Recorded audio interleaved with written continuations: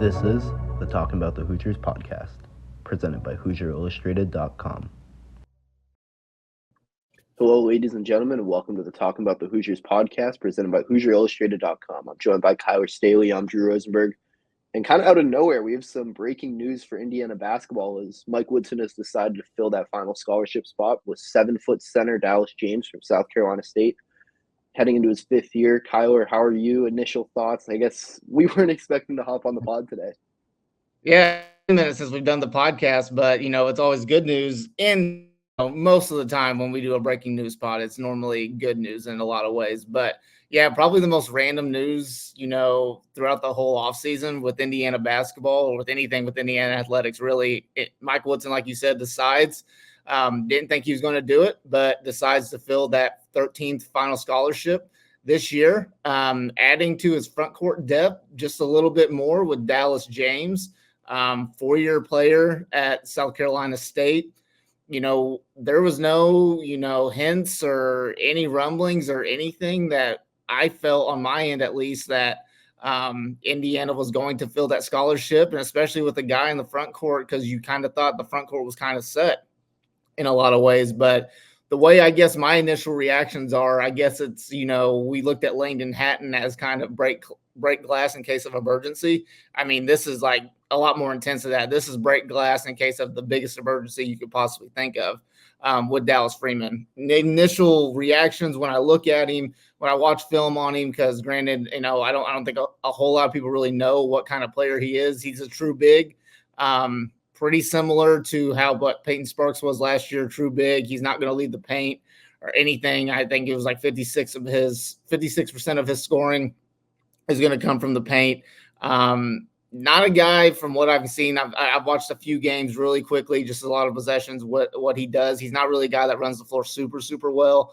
He's pretty raw. He's a big guy, big body at 7 foot, super long. Not a bad shot blocker, not a bad rim protector from what I'm seeing. I think that's what he does the best on the floor. And just a guy that just uses his size a lot. And, there's some NBA ties there with, I think his dad is Jerome James, Yes. who was an NBA vet, played with the Kings. I can't think of some other teams that he played on. Supersonics and Knicks. Yeah, so, he comes from that NBA pedigree, so obviously you want to think that there's some ties there. Mike Woodson probably knows the family pretty well there. So, it's just kind of random at the end of the day, but Mike Woodson just going to go straight depth. I kind of look at it as a way that, he kind of learned from last year, and he says, like, you can't just not have depth in college basketball. You got to have it all the way, to your 13th guy. And that's what he's got. I don't expect a whole lot from Dallas James, but we'll just kind of see what he does. Yeah, I mean, I say this like half jokingly, but I mean, he has 5 fouls to give.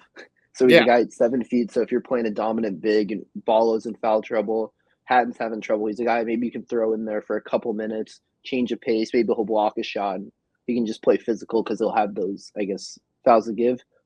I'd be very surprised if James is a part of the rotation consistently. I mean, didn't seem like he was often a part of the rotation while at South Carolina State. Seems more of kind of a culture addition. I mean, I think he, if I read right, 4.0 GPA he graduated with, a super smart kid, just someone that's probably going to be like a good vibe. And you need those guys. You need guys in the locker room that are going to like be good for your team. It's not all about being great on the floor, because you can have the best 12 guys, best 15 man roster in the country or whatever, and it doesn't fit. But having that camaraderie in the locker room is big, and it seems like Dallas James could be that kind of piece for this team. Yep. And, you just kind of look at it. He probably is a culture piece at the end of the day. I still expect, if it comes down to it, I still expect Langdon Hatton to be the guy that they play. Just a lot more versatile than what Dallas James is. Obviously, Dallas James is a lot bigger than Langdon Hatton. It's kind of funny that we're kind of comparing these guys. And, they probably won't even, see the floor all that often, if we're being honest with you. The one thing, as we're recording this, the one thing that I do think of is you kind of, and I kind of hesitate to say this just a little bit, you kind of get worried in a sense because you pretty much got 4 bigs now. You hope that Mike Woodson isn't thinking back to last year or the years prior where he's going to stick with bigs. And you look at Mackenzie and Baco, there's a lot of hope that he's going to play some 4 this year. You kind of get worried just a little bit knowing how Mike Woodson runs his system and things. Are we going to see Mackenzie Mbako play the 4 any this year? Is he going to do that? Or are we going to do what we did last year and just have a 2 big or a 4 big rotation like that? It's a little worrisome. You could also look at, and just floating that out there, you could also look at Langdon Hatton as a guy that may be able to play the 4 with backup Renew and stuff. Maybe they view it like that. So that's a little worrisome just with the addition of Dallas James. If they're going to think that he's going to play some minutes there, I would like to think that Mike Woodson's not going to not play Mackenzie Mbako at the 4 at times this year. He just has to for this team to be successful. He just has to. So throwing that out there, not to scare Hoosier Nation or anything like that with that, but it is. You just got to ask these questions because it is just so random, in my opinion, to add a guy like this. And you thought if they were going to add maybe another guy, I thought it was going to be a wing or something like that, someone just a playmaker, in the hybrid 3 or 4 spot. But no, this guy's a traditional big. He's going to stick to what his role is on this team. And like I said, I think at the end of the day, he is a break glass in case of emergency type of player right now. So we'll just kind of see what Mike Woodson's thinking, but it's very interesting. And at the end of the day is what I think. Yeah. The concerns about Mbako's role is how much he plays the 4, definitely there. But I don't know how. I don't think James is going to affect it all too much just because I don't see him being a part of this rotation outside of maybe a couple games where he'll play some minutes early in a game if someone's in foul trouble or something along those lines. But you mentioned it, break glass situation. That's kind of what I see from James. I'm super surprised Woodson is filling that last scholarship spot. I mean, this late in the offseason, I guess I think it was just a foregone conclusion that he was just going to leave it open. So seeing him fill it this late and just kind of out of nowhere, there was no real buzz around this. At least for me, when I got the release, I was shocked. I was really confused because it seemed almost out of nowhere. So it was kind of a surprise, but it'll be interesting. I don't think James will play much of a role for the team this year. It kind of seems like he's there. Yeah. Yeah, and he's just, not to cut you off, sorry about that, Drew, but just it is weird because the summer workouts are over with. They just ended last week, or this week or something, and he missed all of that. So if you're really going to think about it, Mike Woodson's big on guys need to be ready and stuff. And even though he's a 4-year player, he's not going to be ready to play. He's just not. I mean, he's going to have to get some one-on-one work. And unfortunately, the team practices right now are at a standstill right now. They can't practice until, the first official practice, for the season. So he's going to have a lot of catching up to do. He is a 4-year player. He's been around the block just a little bit.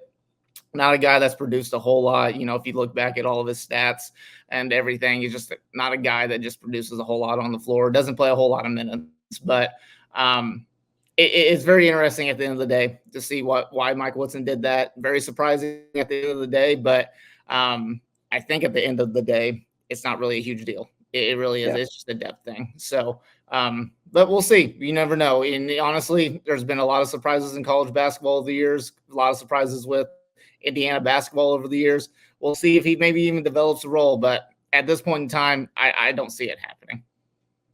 Yeah, I completely agree. Also, I kind of saw this when doing a little research on Dallas James and his father, Jerome James. I don't know if you know this, Kyler. Jerome James was a Harlem Globetrotter, too, during the NBA lockout in 98. Yeah, so saw that, thought that was kind of interesting. I mean, he got drafted, but due to the lockout, went on the Globetrotters tour in Europe in the fall of 98. So that was kind of a funny thing to see. But, yeah, we mentioned it. We've said it over and over again. It doesn't feel like Dallas James is going to play a big part in this team, especially with him joining the team so late.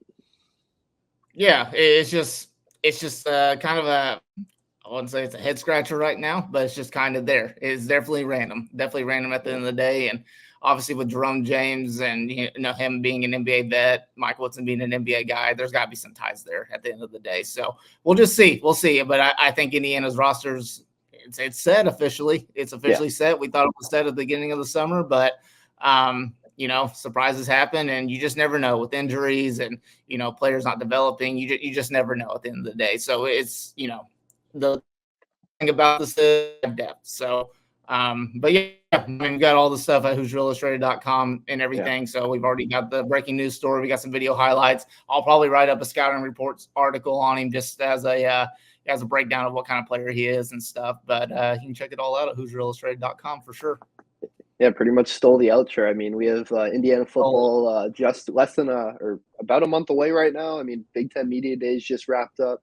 So a ton of stuff on HoosierIllustrated.com. I mean, Kyler, you were there for Big Ten Media Days.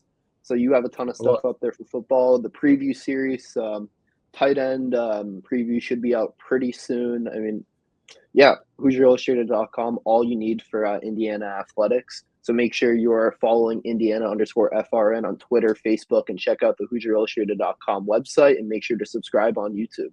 Hoosier Illustrated is also partnered with Tom Brady's company Autograph to streamline our coverage so you can do what you do best. Follow IU Sports. Use the code IndianaFR to get started today.